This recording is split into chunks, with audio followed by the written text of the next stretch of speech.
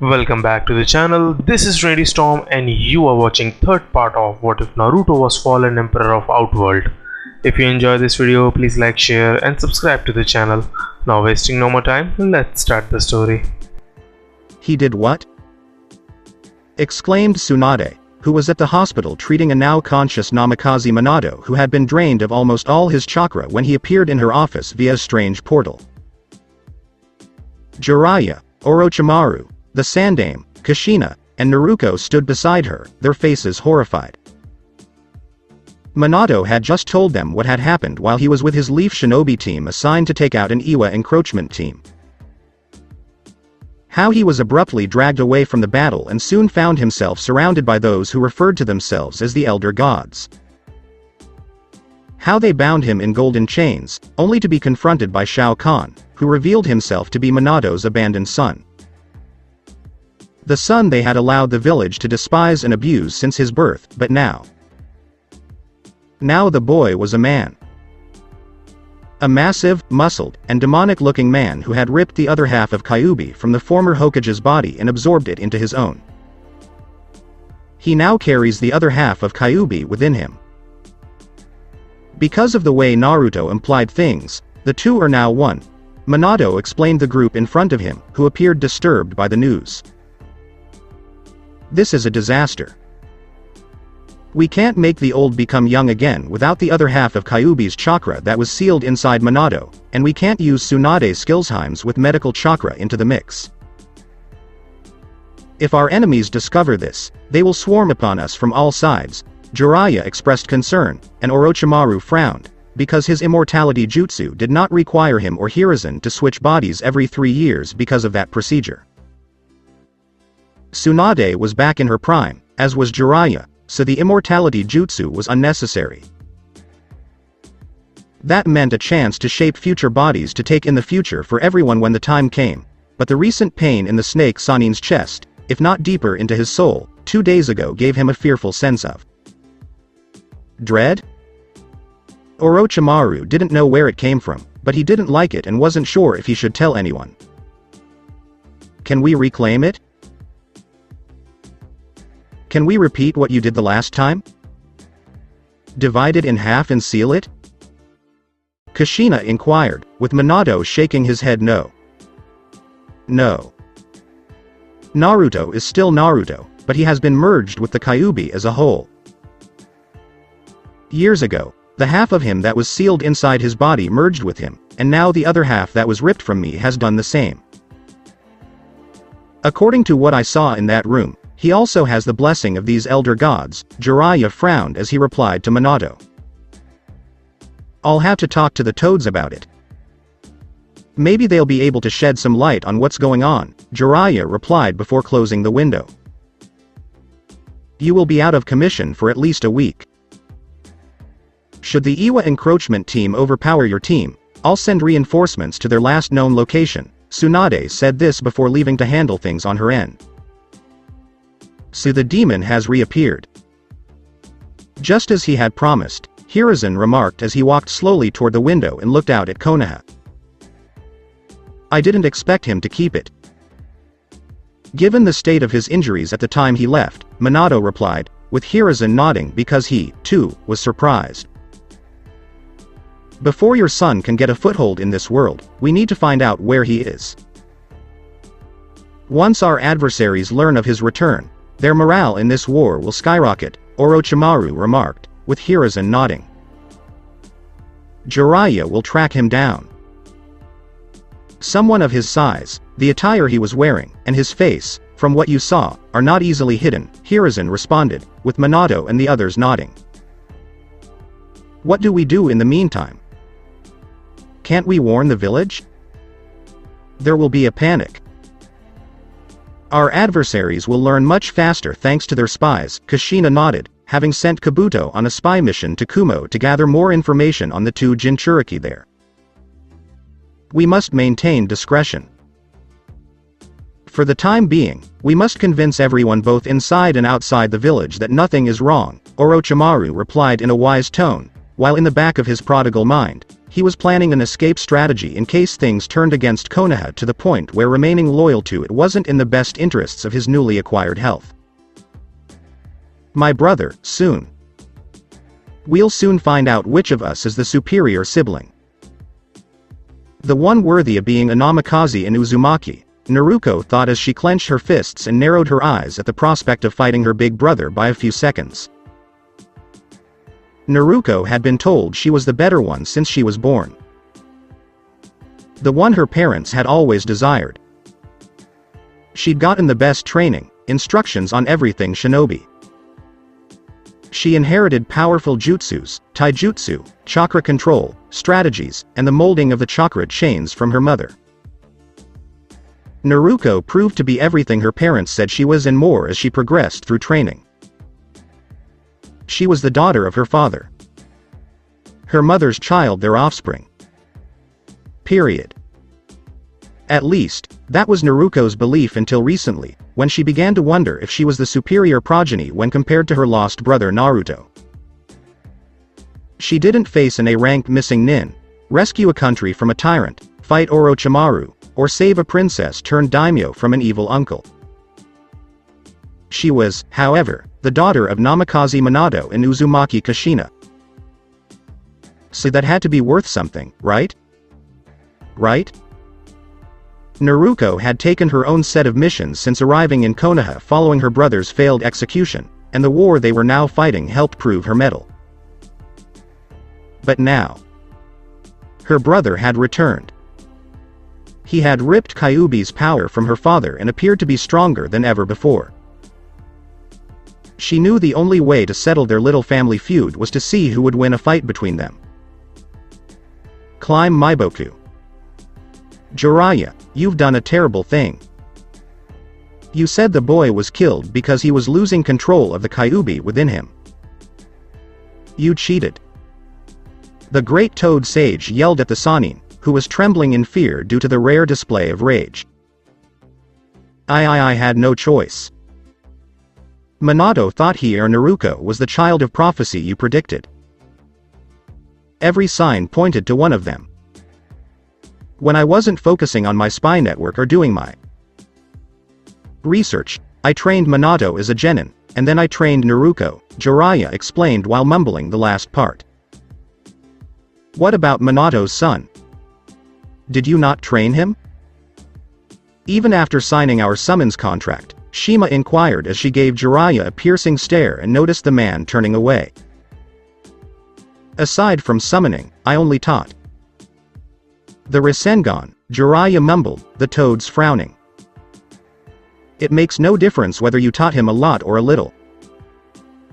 My original vision of the future showed the child of prophecy learning from you to combat the evil that was to come.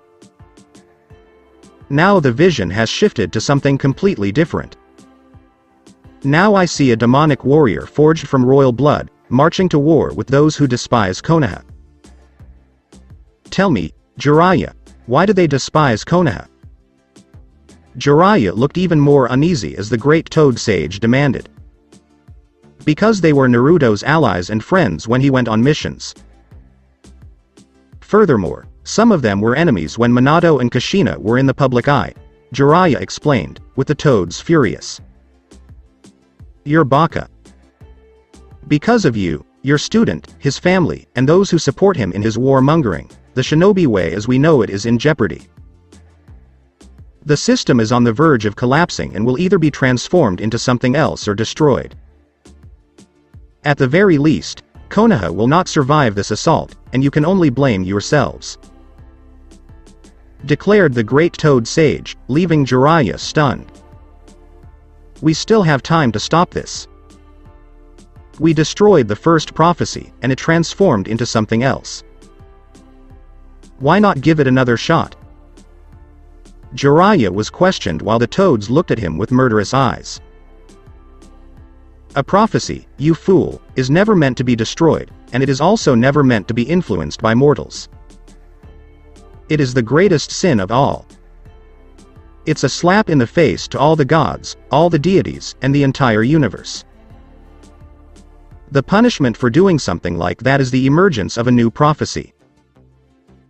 A foreboding prophecy. One that predicts the end of things rather than offering the possibility of saving it. Jiraiya, you lied to us. Konoha and everyone else spit in the face of the universe. Now you expect us to assist you in cleaning up this mess? It cannot be repaired. Not with what you've told us about the people responsible for bringing Naruto back to our realm, Fukasaku explained, with Jiraiya looking confused and worried. What exactly do you mean by our realm, Fukasaku? Jiraiya inquired before the Elder Toad sighed in frustration at having such an idiot as their summoner. For once in your life, Jiraiya, you will listen to what we have to say because it will not be repeated. This is a story that has been passed down from the time of the Sage of Six Paths, who learned it from his own teacher and his teacher before him. This is the tale of many realms, the one being, and the Elder Gods, replied the Great Toad Sage before going on to explain the One Being, the Elder Gods, and how the One Being was destroyed to create the realms while the Elder Gods kept watch over all of them after that event. And how they were the ultimate supreme authority in the universe, establishing rules to govern the realms without interfering unless absolutely necessary. Oh, no. When Naruto was about to be executed all those years ago, I remember him pleading with the Elder Gods to save him. Something had gone wrong with the pact Minato had made with them when sealing away the Kyuubi, Jiraiya murmured to himself, but the toads could still hear him. And now the child of prophecy has returned with hatred in his heart, Shima lamented. But he can't possibly be the child of prophecy. Naruto received very little training from me. There is no way he could become strong enough to fight Konoha after only 6 years away from our realm, as you claim. Even if he gathered allies from all over the elemental countries, the Akatsuki will still want his power for themselves, Jiraiya explained before being hit on the head by Fukasaku. Baka. Have you not heard a single thing said to you? The Elder Gods have declared. Naruto has returned to this realm as a warrior. Whoever took care of him while he was gone was able to shape the boy into who he is now. We warned you that the boy had the potential to outperform both his parents and Naruto. But you refused to listen. Fukasaku said before smacking him again. He was known as the Kyuubi Jinchuriki. His sole purpose was to serve as a tool for the Leaf Village to use as we saw fit. To be shaped for the sake of Konoha's prosperity and glory. His life was supposed to have very little meaning. Jiraiya protested, but it only made him get hit harder. Liar. If you truly believed that nonsense, Minato would have been used as one as well, rather than faking his own death. He was a Jinchuriki just like Naruto, and yet you hurt the latter. Shima exclaimed before joining in on the beating of the Sannin. Ow, ow, ow. Stop. Please. How can I try to fix this? Isn't there a way to stop Naruto from destroying everything and everyone? Jiraiya was questioned before they stopped beating him up. Jiraiya, you can't stop it. This time, no. Know that the boy you used, despised, and abused for your evil schemes is no longer alive. In his place is a warrior, a conqueror, and he will not stop until Konoha is consumed by the very flames of war you stoked. Nobody can avoid it. Nobody, not you, Minato, Kushina, Naruto, Hiruzen, Orochimaru, or anyone else, can escape the war machine you all built to oppose the Leaf, the Great Toad Sage declared before deciding to instill fear in the man by using his mastery of nature chakra to create a window into the past. What is this? Jiraiya wondered as he witnessed events from another world unfold before his eyes. Jiraiya, this is to show you what you're up against. My mastery of the nature chakra is at a level that we have never taught you and will never teach you. I've seen your adversary rise and fall twice. You will now notice it as well, the events of Naruto as Shao Kahn waging war in different realms were shown to the Sannin by the great Toad Sage. Jiraiya watched in fascination, shock, and horror as Naruto ascended to the throne of Outworld as its new emperor following the slaying of Onaga, the Dragon King. How the boy, now a demonic powerhouse, became Shao Kahn, and how the new emperor conquered more realms. Jiraiya felt joy at the sight of his former student failing only when Shao Kahn failed to defeat Earth Realm, but this changed when the very Earth Realm warriors who defeated Shao Kahn were unable to kill him, forcing the emperor to retreat in a weakened state. Jiraiya watched the events unfolding with bated breath as he saw how his former so-called student had duped his enemies both inside and outside of his ranks into believing he was dead by using a clone of himself.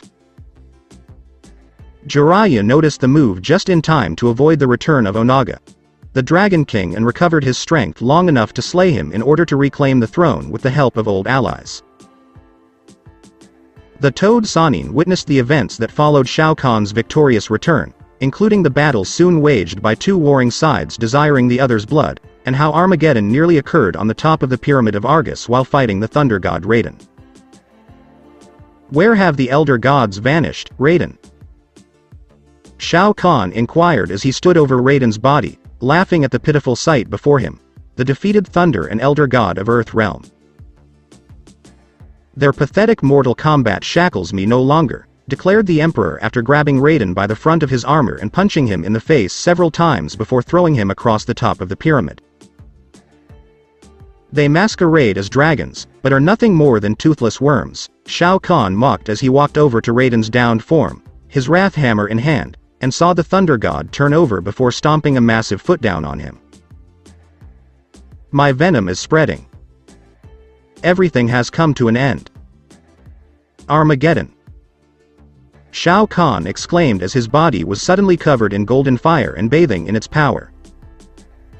"Stoop!" Raiden yelled, but all he got was a satisfied sigh from the person standing over him. "It's done," Shao Kahn said, picking Raiden up so the two could look each other in the eyes. "Your time has passed," the Emperor said before returning Raiden to where he had first fallen, near his broken amulet. Raiden notices the broken amulet on the ground and grabs most of them. "Years wasted in futile resistance. Now is the beginning of my reign," Shao Kahn declared as he approached Raiden, who picked up the amulet pieces and began chanting in an unknown language. Shao Kahn burst out laughing. "Yes. Raiden, pray to the worms. As your world collapses." Shao Kahn declares just as Raiden finishes his chanting and raises his wrath hammer to deliver the killing blow with a war cry. "He must win," Raiden exclaimed as the wrath hammer fell on his head. Jiraiya noticed Raiden had used his power combined with the broken amulet to send a message back to his previous self, using those visions to prevent the future Armageddon from occurring. Only for the Toad Sannin to witness each change bring about one new disaster after another until, finally, Shao Kahn had entered Earthrealm with an almost exact replica of what happened on the Pyramid of Argus happening on that tall building. "Raiden, oh Raiden. You've finally come to your senses," Shao Kahn expressed surprise in his voice. "The people of Earthrealm suffer. Further opposition serves no purpose," while the Emperor laughed, Raiden replied in a humble tone. "You've been fighting me for eons. You denied my legitimate claim." "No, not this time," Shao Kahn said this before standing in front of Raiden and delivering a mighty uppercut that sent the Thunder God flying back. It was at this point that reality began to deviate from events from another era. "The Elder Gods fear me now," Shao Kahn declared before laughing and lifting Raiden up by his clothes. "Their pathetic mortal combat shackles me no longer," declared the Emperor after picking up Raiden and punching him in the face several times before throwing him across the rooftop. His badly cracked amulet fell off and shattered into numerous pieces. "They masquerade as dragons, but are nothing more than toothless worms," Shao Kahn mocked as he walked towards Raiden, wrath hammer in hand, standing over the Thunder God before putting his massive foot down. You can sense it. I'm closing in on you. Everything has come to an end, Shao Kahn boasted as he watched this realm be taken over piece by piece. Where are you, elder gods? Why do you abandon me? Raiden inquired, gazing up at the heavens and hoping for a miracle from the elder gods. Your time has passed, Shao Kahn said as he picked Raiden up again and threw him across the roof. Raiden was having difficulty standing. Years wasted in futile resistance. I have triumphed, Shao Kahn declared as he approached Raiden's kneeling form. Yes. You have triumphed, Raiden finally admitted defeat, and he was waiting for the killing strike to strike again, just like his future self. Raiden, now. Your world is over, with a grin on his face, Shao Kahn raised his wrath hammer to deliver the killing blow while letting out a war cry. Only for golden lightning to fall from the sky, drawing the attention of the Emperor of Outworld, and the elder gods to gather around Raiden. They entered his body and healed his wounds before speaking to the warlord through the Thunder God's body. Shao Kahn, you go against our wishes. Mortal combat requires you to merge realms without winning. Our punishment is unequivocal. The elder gods' combined voices were heard through Raiden before they unleashed golden lightning on the Emperor. Only to find it doing nothing but making Shao Kahn laugh. Anemic efforts from ineffective gods. Today, I am elevated to the position of elder god. Shao Kahn declared, as he was unharmed by the attack and saw that his opponent was now going to fight him for the right to this realm. Jiraiya stood in awe as the Thunder God-possessed deity battled Shao Kahn for control of the realm they were in. The battle itself was vicious and brutal, and the Sannin thought the Shao Kahn would win several times. But, in the end, the elder gods triumphed, transporting Shao Kahn in his frail state to be judged by them. Do you see Jiraiya now? You are up against someone who has spent countless years fighting and killing others. You are not up against a weak boy who has gained little shinobi experience while growing up with nothing. We're talking about an entity that has confounded many, who nearly brought the end of the universe and had no qualms about bringing Armageddon. Jiraiya snapped out of his reverie and nodded slowly, said the great Toad Sage. I understand, but that doesn't mean I'll stop fighting Naruto, or whatever he's called these days. I will put an end to this prophecy and find a way to finally kill that brat. Jiraiya replied before leaving to tell the others what he knew. What a moron. Is he not learning anything from what we just told him? Shima shook her head as she questioned Fukasaku angrily. I have my doubts. The perverted boy never saw things clearly. We only chose him as our summoner and tolerated his previous actions because we were aware of his ties to the Child of Prophecy, Fukasaku sighed as Shima responded. All we can do is wait and see how this plays out, Fukasaku lamented, with the other toads nodding in agreement. Konoha a little later. What? Why was the whole Shinobi Division 1 sent to Wave Country wiped out? Tsunade yelled as he saw Kakashi recovering in the hospital, his body in a cast, and the woman's angry expression. Hokage-sama, you are correct. Naruto made it across the bridge, somehow fooling Genma's team, and waited until a pair of protesters were about to be executed. You know who I'm referring to, Tsunade nodded as Kakashi replied. Tizuna's kin. Inari and Tsunami. They refused to change the name because they preferred Naruto to Sasuke, Tsunade replied, and Kakashi nodded. On the day of the execution, Naruto apparently attacked Anko, Iruka, and their shinobi protection detail. Except for Anko, he killed everyone. He somehow made her obey him and turn against us. She was fighting Yamato in the Wave Daimyo's castle, and I'm sure she was forced to tell him where our shinobi teams were before attacking the teams at my location, Tsunade gritted her teeth as Kakashi explained. What happened next? Tsunade demanded, Kakashi wincing. Naruto battled both the Anbu and myself. His punches and kicks were unfathomable. They compete, if not outperform, Tsunade-sama. His sheer power and brute strength completely destroyed me. Yamato saved me at the last second, and we fled to the bridge, thinking we could make it back to Konoha together, but Naruto created a green spear-shaped chakra projectile. It pierced Yamato's chest and killed him within moments of piercing him. Naruto then turned his attention to me, and he let me go. Tsunade narrowed her eyes at Kakashi's words. But not without a cost, Tsunade concluded with a knowing nod from Kakashi. Yes. My body being badly damaged, the loss of my Sharingan eye, and the simple fact that he wanted you to know where he was when he returned to our world as the cost of my life being spared, Kakashi was ashamed at the end, knowing how much it had cost him to return to Konoha. Kakashi, you really messed this up. The invasion was supposed to be straightforward. The Wave Daimyo was dead, Tizuna was dead, and the rest of his family would follow, leaving the Wave people with no one to oppose us. You possessed superior numbers, skills, and the Sharingan eye. How could you have messed up our invasion? Tsunade demanded, Kakashi wincing again at her threatening tone. Naruto was underappreciated by me. His skill, power, and the sheer brutality of his attacks were intimidating. I've never experienced anything like it. The Hokage was not pleased, replied Kakashi.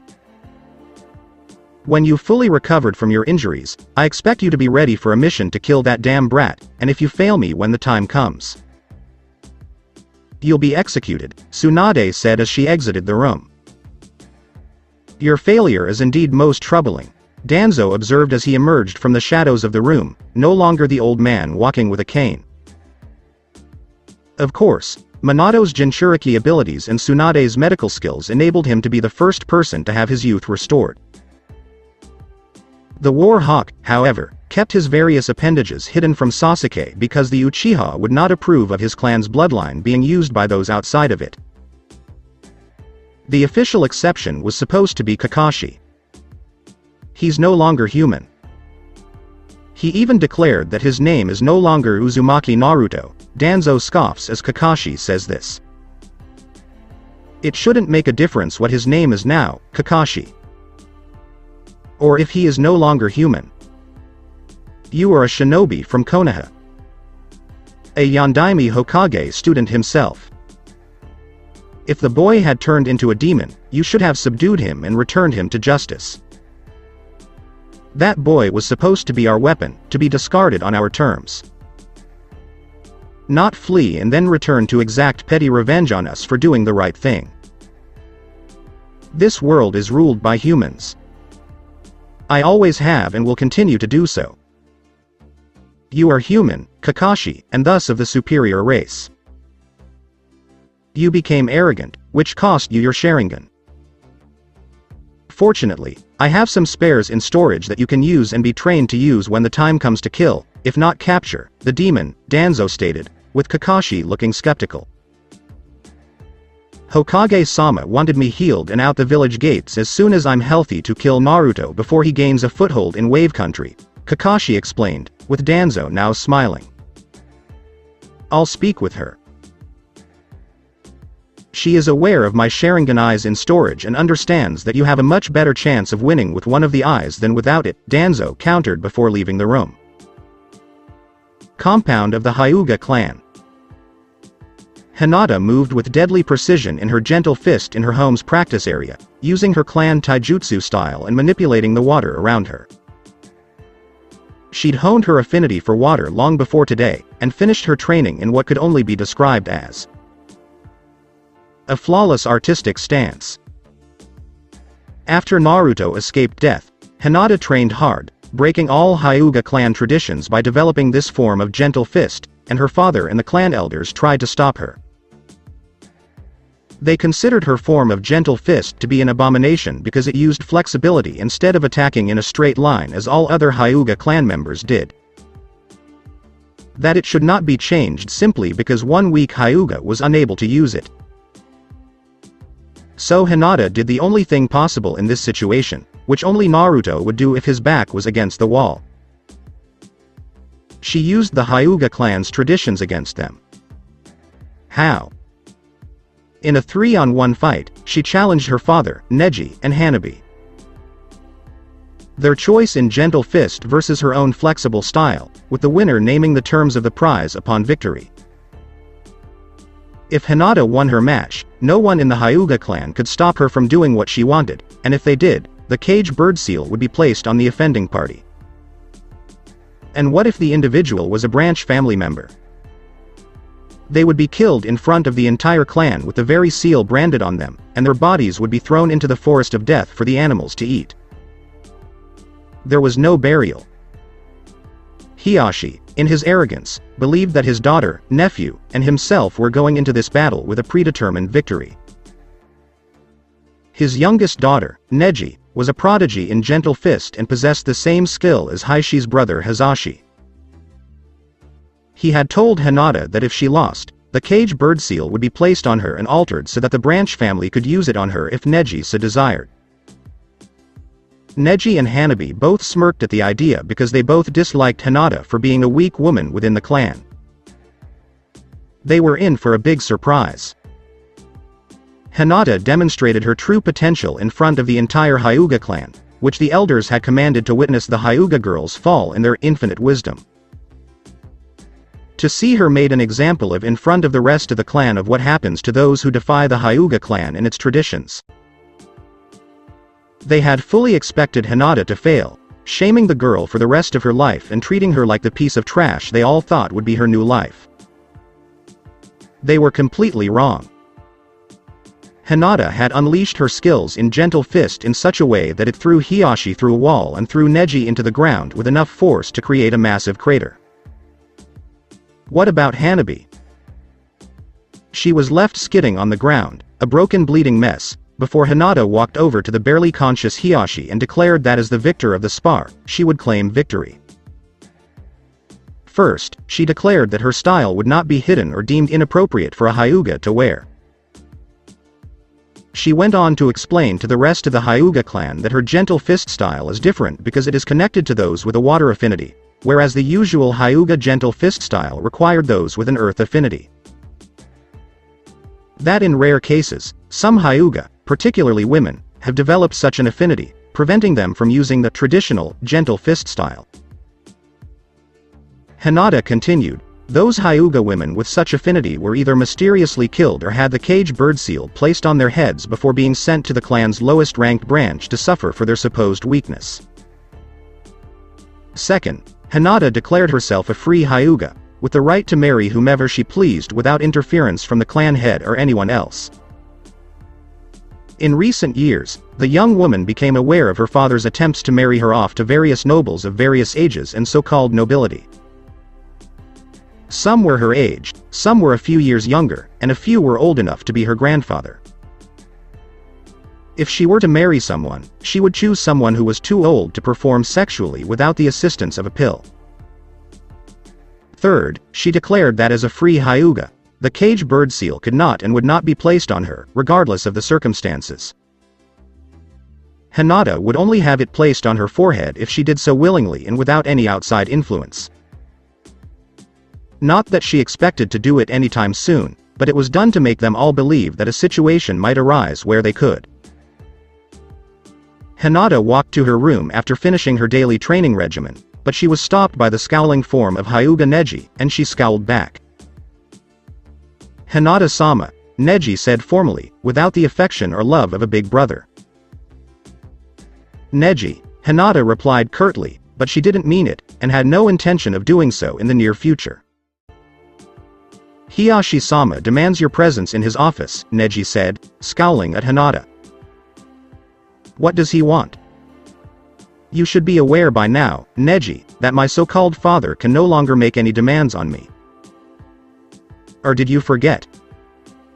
Hinata replied coldly, with Neji's eye twitching at the last part. No. I did not forget, Neji responded, while Hinata nodded and walked by her cousin before stopping to give him a cold stare. Just think of Neji.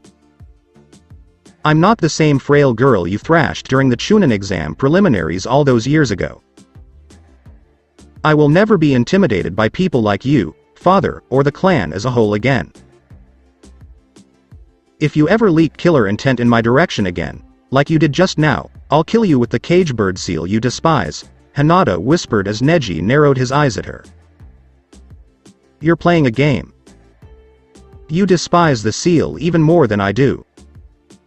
You'd never do it, muttered Neji before feeling a stabbing pain on his forehead and collapsing to his knees. I despise the cage bird seal, but at the moment, I despise you even more, and I refuse to let our once close blood ties stand in the way of forging my own path in life. Perhaps if you hadn't strayed from the path Naruto showed you years ago, or if you hadn't betrayed him for what he held, you would see things with fresh eyes. As things currently stand, your eyes are shut tight. Hinata's hand was on the sign, causing pain to the Neji as she channeled chakra into it. She is dead serious. She'd really use it on me, Neji thought before the pain subsided and he collapsed onto the ground. Remember where you are, Neji. You are beneath me in gentle fist, and you are beneath me in clan status. Even my current status is disliked by those in our so-called family. Hinata said this before walking around the corner and out of sight. Hinata entered her father's office cautiously and slowly, using her eyes before fully opening the door to ensure what lay beyond the door wasn't a trap. Hiyashi was in his office, waiting for Hinata, and appeared to be his usual stoic Hyuga self. It led Hinata to believe that her father was made of granite. I see you arrived. Good. You can still accept orders, Hiyashi remarked as Hinata entered the room and shut the door. I came because I wanted to see father. Not because I was compelled to come. I could have easily ignored your request and gone about my business for the rest of the day, Hiyashi grimaced in response to Hinata's assertion. Regardless, we'll talk about your future in the clan. Specifically, you becoming the new clan head in a few years and marrying someone deserving of your husband. Hinata narrowed her eyes at Haishi's words. You're referring to an arranged marriage. Father, I am free of such things. Remember? That was one of the conditions you and the elders agreed to honor after my victory in order to keep my gentle fist style from being regarded as an oddity in the eyes of the clan. Hinata replied, with Hiyashi scowling at her. Whatever the case may be, you will need to settle down and marry someone in order to become the new clan head of the Hyuga clan. Isn't this what you wanted from the start? So you want to try to improve the clan? Hinata shook her head as she questioned Hiyashi. I considered changing the clan because there were people in it worth saving, and I hoped they would return the favor one day. Now I see these clan members for what they are, and it disgusts me. I do not wish to be clan chief. Hanabi should have it. She will do an excellent job of succeeding you in causing increased division within this family. Or have you forgotten how she abuses the cage bird seal almost every time she gets the chance?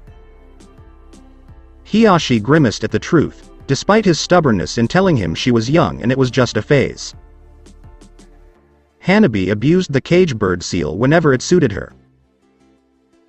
She used it in the same way that a child uses her favorite toy to bring happiness when she is sad and wants to feel better. The problem was that Hanabi's new favorite joy was seeing a branch family member in constant agony, and she had no problem telling everyone about it while laughing. She activated the cage bird seal on anyone who could provide amusement, regardless of age.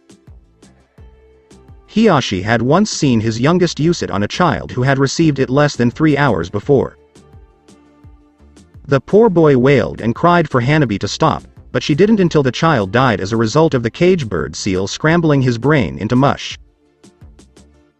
The elders, of course, didn't care because it instilled fear in the branch family, so they had no desire to break free from their shackles. Hiashi, on the other hand, was filled with too much obstinacy and pride as a Hyuga to see his youngest had become a psycho within her own clan. Hanabi could murder every branch family member from the youngest to the oldest and most likely get away with it. Hinata, your sister simply reminds the branch family of their home. They have become lax in their responsibilities, Hiashi was countered by Hinata, who scoffed at his excuse. You wouldn't say that if Uncle Hizashi were alive to see this, Hinata countered, as Haishi's eyes widened and flashed with rage. Don't ever say anything about my brother to me again, Hinata. You contributed to the incident by being too weak to fight off your kidnapper. Hinata looked unimpressed as Hiashi shot back. And I assume you were strong enough to fight off a fully trained Junin-level shinobi at the age of 3? Hinata asked, as Hiashi scowled even more. At that age, I would have done better than you, Hiashi replied. That is entirely up to you, father. You'll have to forgive me if I think yours is a little biased. Perhaps if you could turn back into a 3-year-old again, I could set up a kidnapping scenario in which a Junin takes you from the house in the middle of the night, and while you sleep unaware of being taken until it's too late. Haishi's scowl grew wider as Hinata responded. I'm not here to debate the past. I'm here to talk about your future. While Hanabi is acting as a true clan head should, you are unfortunately stronger and thus have the authority to lead. Hinata shook her head as Hiashi spoke. Regrettably? You called me weak and unworthy of your time 10 years ago. That I was worthless not only as your daughter, but also as your heiress, and Hanabi would be a better fit in my place. I did everything I could to strengthen myself and prove my worth in your eyes. Do you regret the idea of me being strong now that I'm stronger? Does that make any sense?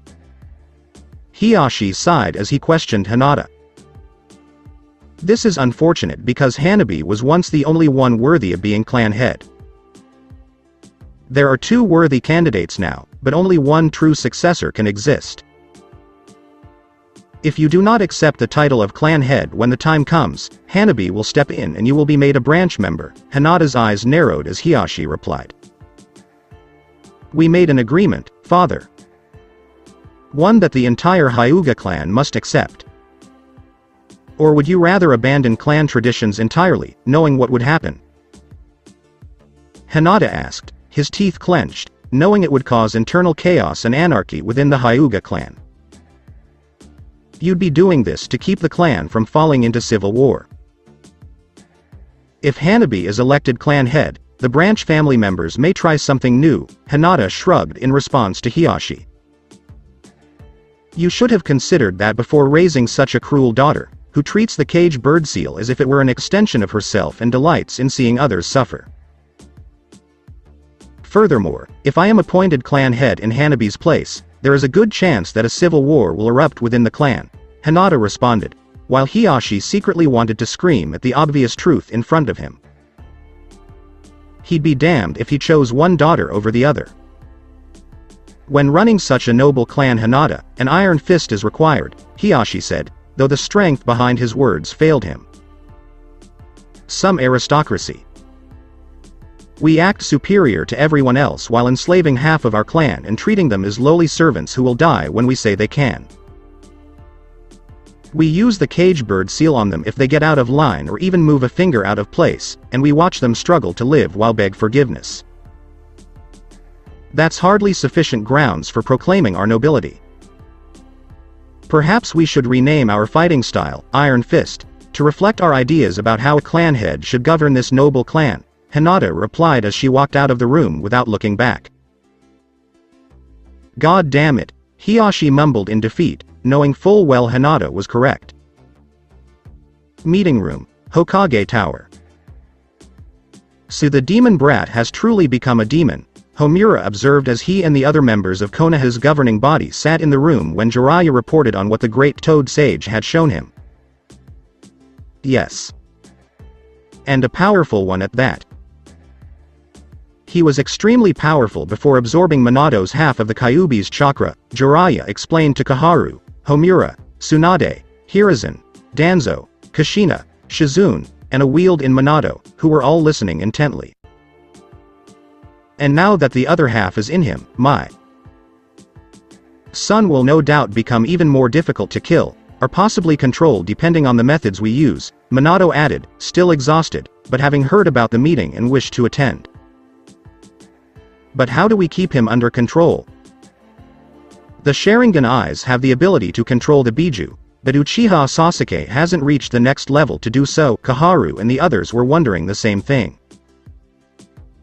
The boy does not get along with others. He hasn't since the Uchiha massacre.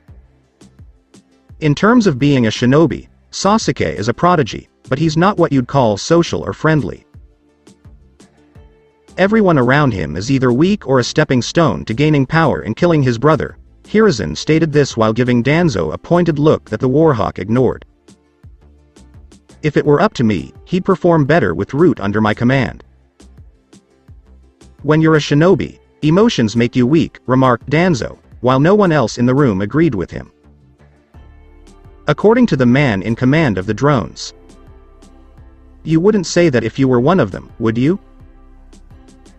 Kushina remarked, as she had never liked Danzo's method because its supposed strength in how they functioned was also its weakness, with one person at the top giving orders. And Aburame would describe Root Shinobi as drones serving the queen of the proverbial hive, and doing what was best for the hive. However, if the queen died, whether from old age, natural causes, or other means, the drones would simply stop working. They lacked the ability to think for themselves or even choose what to do next if such a scenario occurred in which their leader died. If this happened, the enemy could easily swoop in and kill the mindless drones. That's probably why Danzo preferred to remain in the shadows and always sent his drones out while doing nothing himself, despite his enhancements, which he kept hidden from the public. While Konoha as a whole would be unconcerned if given an excuse like saving all the Sharingan eyes from being lost in their use, Sasuke would not be so understanding if he discovered the truth and became violent over it. It has the potential to divide Konoha and make some of its shinobi question their allegiance to the village's governing body. Kushina, it's none of your business how I command Root. Perhaps you should have done everyone in Konoha a favor and simply killed your son soon after his birth before sealing the Kyuubi inside Naruto. Rather than the opposite, Danzo retorted, while Kushina reacted angrily to the insult. Says the man who is afraid of death and refuses to openly get his hands dirty like the rest of us, Hiruzen remarked, as Danzo gave him a glare. Enough. How exactly do we handle Naruto? Or, as he has decided to call himself, Shao Kahn, Tsunade inquired as everyone began to generate ideas. Our best bet is assassination. However, it must be done on our terms. We must entice him into a situation in which his death is almost certain, Koharu suggested as she noticed the others nodding in agreement. How? The demon will not leave his country unless it is worth leaving for. Nowadays, most daimyos are politicians. They are not warriors. By the end of the Second Shinobi War, that generation of feudal lords had died, said Homura, because the Second Shinobi War was what drew the daimyos and their successors' attention to the value of using shinobi to fight battles rather than armies. That is the issue. Naruto isn't the snooty, barely lifts a finger, hard-laboring daimyo we're used to these days. He's fought in battles and wars, killed people, defied gods, and almost brought Armageddon to pass.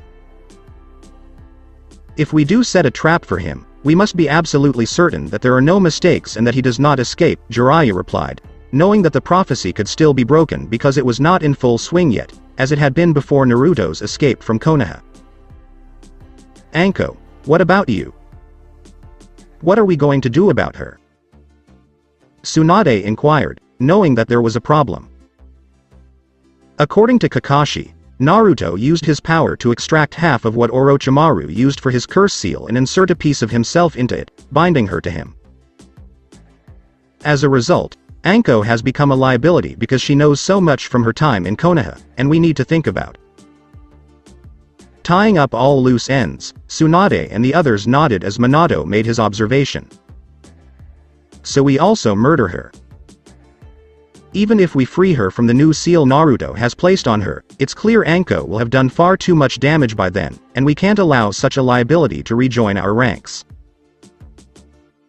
We'll keep her alive until we've extracted all the information she can give us, and then we'll end her life quickly as a reward for years of loyal service to Konoha. Tsunade was ordered with no one arguing because there was no reason to argue. What do we tell those who care about her? She did have some friends outside of her romantic relationship with Iruka, Kushina remarked, knowing that questions would be asked soon. We'll tell them only what they need to know. For the time being, concentrate on my son, the newly minted daimyo, and see if we can't force him into a situation where we can prevent this altered prophecy from gaining traction. Minato gave the order, and the others nodded. This must be communicated to Sasuke. He'll come to me for more training, and I'll gain enough favor that the brat will choose me over the others, Danzo reasoned as he decided to pay Uchiha Sasuke a visit and see what the boy-turned-man was up to right now. Number 14 Konoha Training Ground. It didn't take long for word of Naruto's return as Shao Kahn to spread thanks to Yamanaka Ino's gossip network, who heard it from one Haruno Sakura, who was with Sasuke when Danzo came to see him and told the Uchiha the news. Naturally, it sent the village into a frenzy, bordering on panic, and it prompted the rookies to convene in order to discuss this amongst themselves, while their senseis did the same. They knew Naruto had made that promise of vengeance, and if there was one thing they knew about Uzumaki Naruto, it was that he always kept his promises, despite finishing dead last at the academy. Naruto has returned. As he had promised. Troubled blonde, Shikamaru observed the clouds while sitting against a tree. Shikamaru, based on what we've heard about his new appearance, I don't think he's a blonde anymore. The helmet he wears could indicate disfigurement, Shino responded as he stood across from Nara and saw him shrug his shoulders. He's still bothersome, Shikamaru replied, while Shino remained silent. In Wave Country, he annihilated the entire invasion force. Because Naruto spared Kakashi to deliver the news of his return, he was the only survivor. Kiba had heard it from his mother, who had heard it from Kakashi. Is that the entire invasion force? Iruka-sensei was chosen for the mission, Shikamaru said with a frown, while Shino nodded. According to what Kakashi told my mother. Iruka-sensei was killed by Naruto himself when he arrived in Wave, Kiba responded, leaving the rookies and guys team in a state of shock because the man had been their teacher since they were children. He has to be stopped. Tenten exclaimed angrily. Agreed. But how exactly? He defeated Hitaki Kakashi, Iruka, and nearly every other Konoha shinobi we had over there. They are all powerful, Choji reminded them, scratching his chin. Any way we can, Shikamaru said, as the others nodded. If I could get close enough to him, I could use my gentle fist taijutsu and strike his heart, causing it to explode, Neji suggested while Shikamaru considered it. It might work. It would have to be a collaborative effort. I'd have to keep him down long enough for you to land the necessary blows. Even before that, the rest of us would have to get involved in some way to distract him from seeing my shadow possession jutsu work on him, Shikamaru replied as Sasuke sneered at them. Nobody but me is going to kill Naruto. He's my ticket to the next level of my Sharingan eyes. I'll be able to fight Itachi on equal terms, Sasuke stated angrily and demandingly. Yeah. If it hadn't been for his injuries from the Baka, Sasuke-kun would have done it back then as well, Sakura said as Sasuke looked at her. Sakura, stop talking. I don't need your feedback on this. When I say something, just stand there and nod. Don't say anything.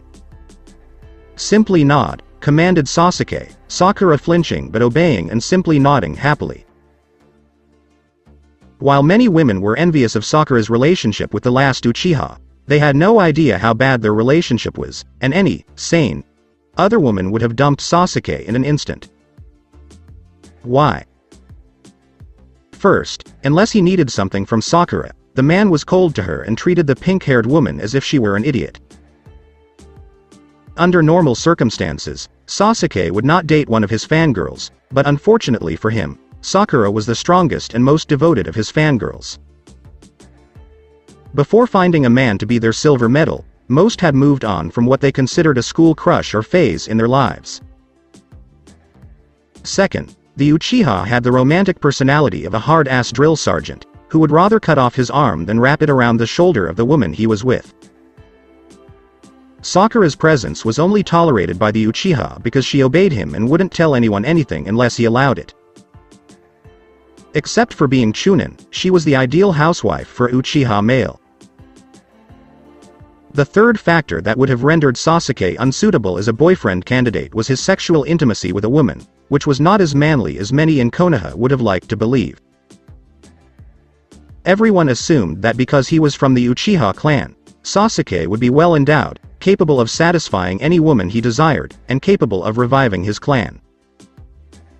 They were mistaken.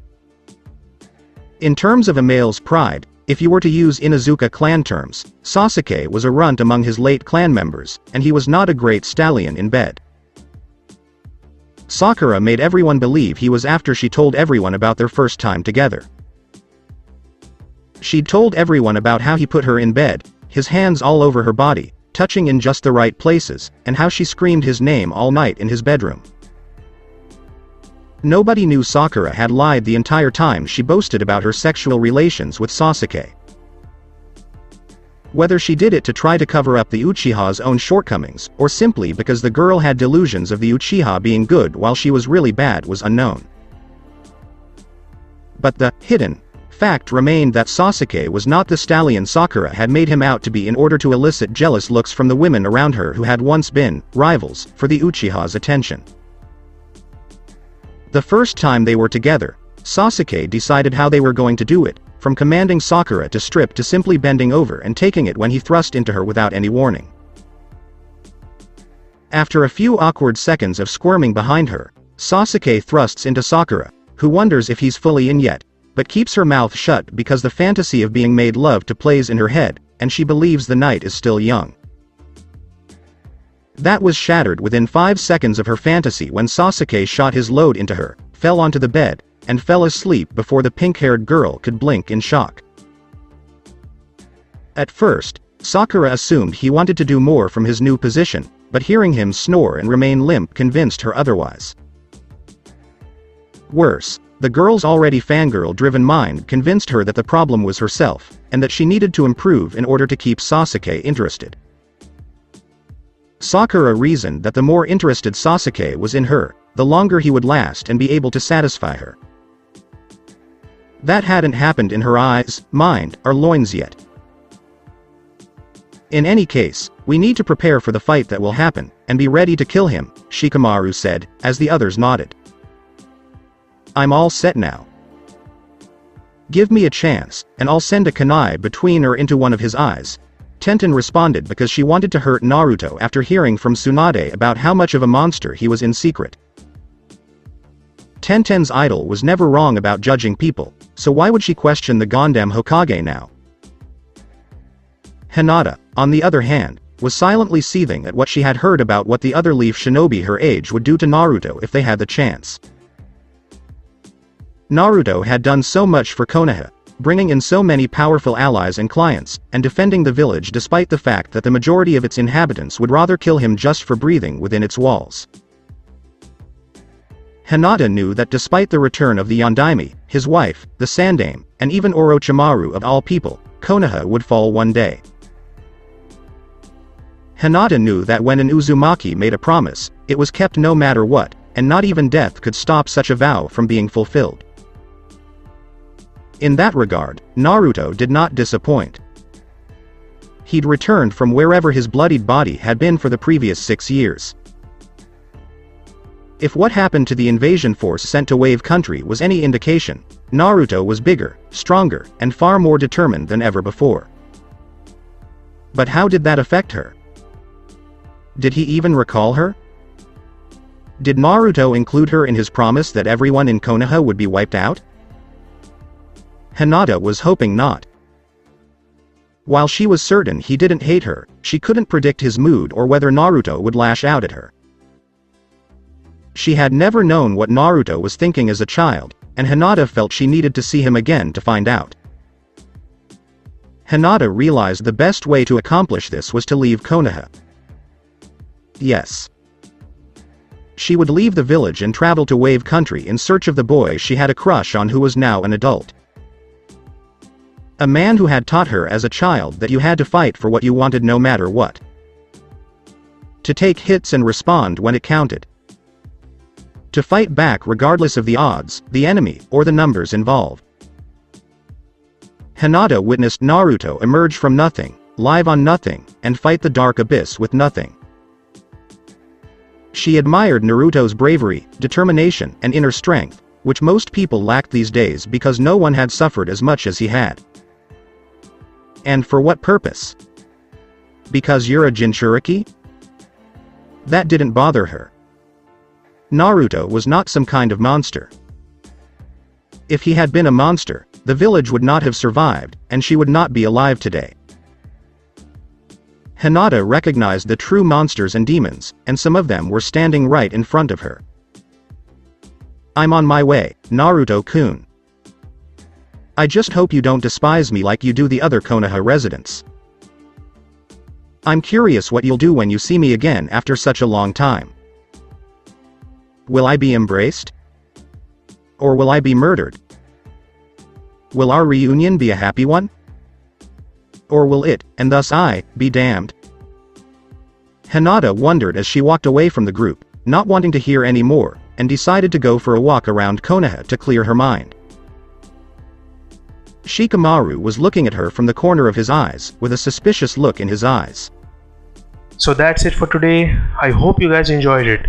Don't forget to like, share, and subscribe to the channel for more awesome stories like this. Thank you. See you all in my next video.